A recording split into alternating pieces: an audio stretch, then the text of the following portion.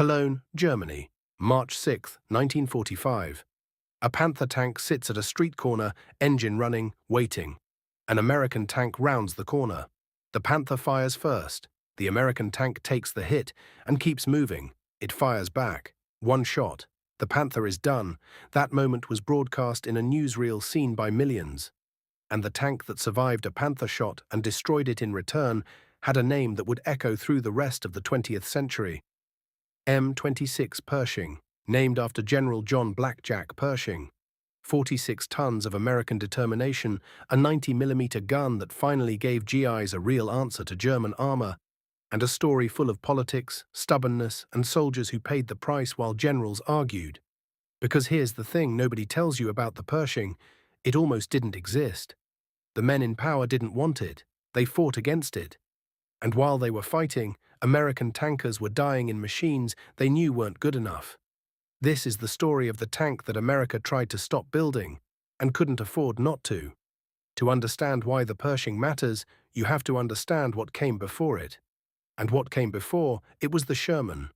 The M4 Sherman was not a bad tank. Let's be fair to it. It was reliable, it was fast, it was easy to produce and easy to maintain.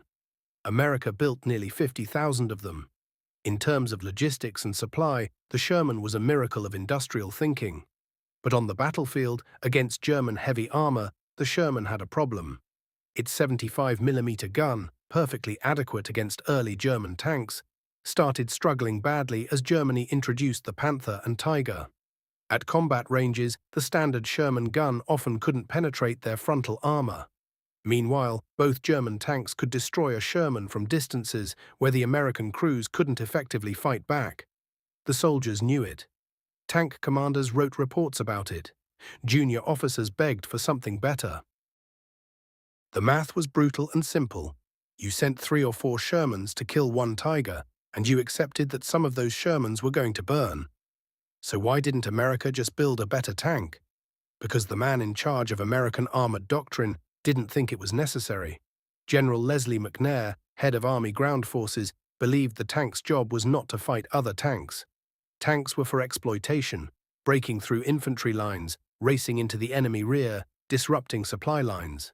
Tank versus tank combat, McNair argued, was the job of tank destroyers. Purpose-built vehicles with big guns, designed specifically to hunt armor. It was a coherent doctrine on paper. It was a catastrophe in practice, because the Germans didn't read McNair's doctrine.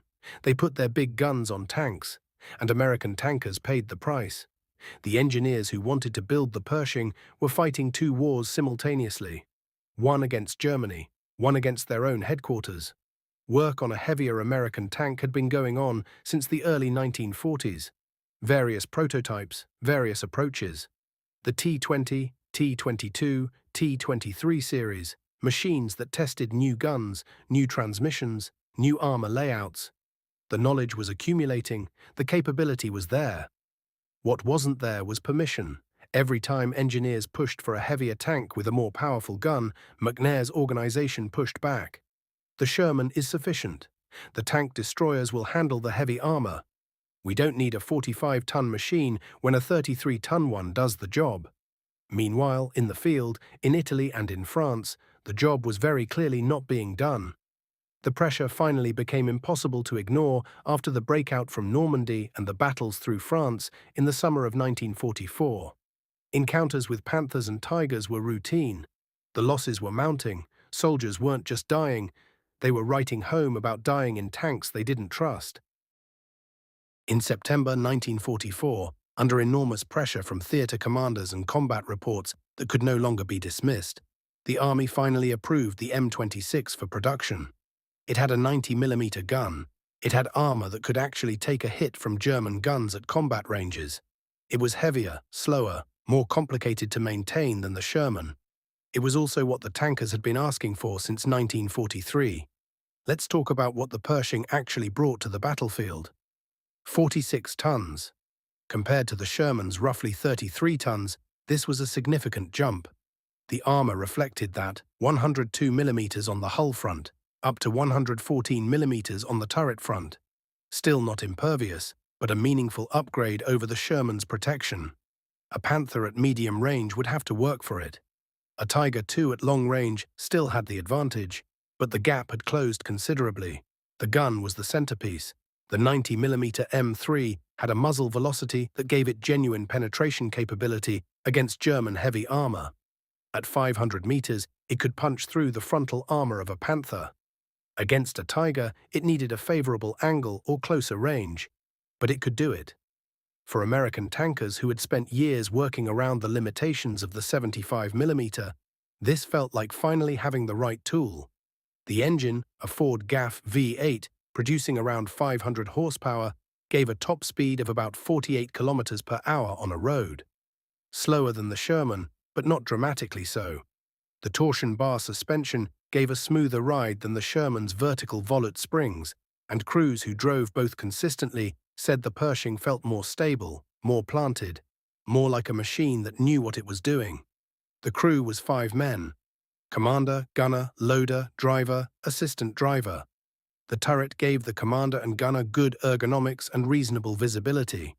Not perfect, the commander's cupola had its critics, but workable in combat conditions. The fire control was solid. The gunner's sight gave adequate magnification for the ranges at which most combat happened. Nothing revolutionary, but competent. The Pershing arrived in Europe in January 1945. 20 machines reached the front with the 3rd Armored Division in February. That's 20 tanks in a theater where thousands of Shermans were already operating. 20. And yet in those final months of the war, the Pershing made its presence felt in ways that went beyond the numbers. The Cologne Cathedral engagement on March 6th became the most famous. A Panzer IV was destroyed first, then a Pershing moved around a corner and came face to face with a Tiger. The Tiger fired, the shot hit the Pershing's gun mantlet and deflected. The Pershing fired back, the Tiger was knocked out. The whole thing was filmed by a combat cameraman and became one of the most watched pieces of tank combat footage from the entire war. But there were other moments, engagements where the 90mm gun finally gave American crews the reach and the power they needed. After years of being outgunned, the psychological effect on Pershing crews was as significant as the mechanical one. These men went into battle believing their tank could fight.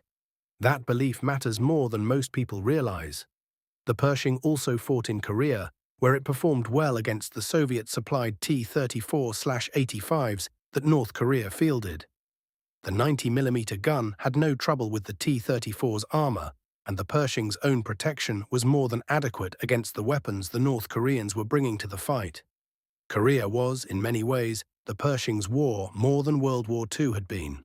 It had the time, the numbers, and the right opponent. How does the Pershing compare to what it faced, and to what came after?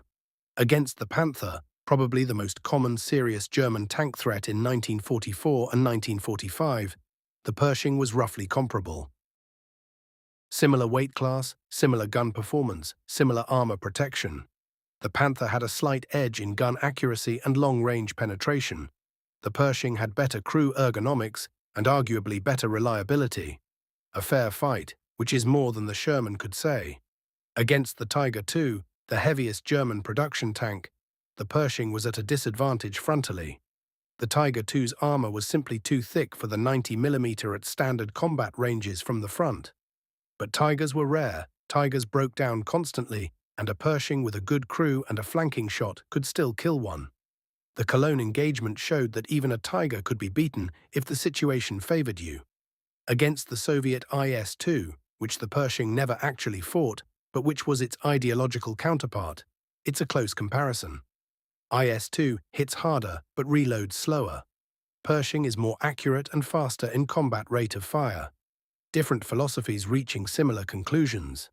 The Pershing directly led to the M26, M47, M48, and eventually the M60, a lineage of American medium and main battle tanks that stretched through the Cold War. Without the Pershing breaking through McNair's institutional resistance, American tank development might have stagnated for years longer. The Pershing didn't just fight a war, it changed the direction of American armor forever.